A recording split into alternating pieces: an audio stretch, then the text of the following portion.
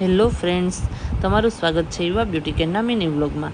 આજે અમે જઈ રહ્યા છીએ ઉગામેડી બ્રેડ તૈયાર કરવા માટે। ત્યાં જઈને અમે ફેશિયલ સ્ટાર્ટ કરી દીધું। પછી બ્રેડના ઘરે બધા મહેંદી મૂકતા હતા, તો મેં ને આનંદીએ ટાઈમપાસ કરવાનું ચાલુ કરી દીધું।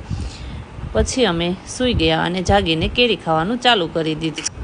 બહાર જઈને જોયું તો કૂતરું એની મોજમાં સૂતું હતું, જાણે એને જ શાંતિ હોય। પછી બીજા દિવસે અમે નક્કી કર્યું કે અમે સાળંગપુર દાદાના દર્શને જઈએ। ત્યાં જઈને અમે દાદાના દર્શન કર્યા। નામ પડે જગમાં હે યાદ આવે હનુમાન, નમુ તને આજ નમુ હનુમાન, જય કપીશ્વર કેસરી નંદન સાળંગપુર જઈએ ને દાદાનો પ્રસાદ ના લઈએ એવું ના બને। પ્રસાદમાં હતો રવો, બટેકાનું શાક, ચોળીનું શાક, રોટલી, દાળ ભાત।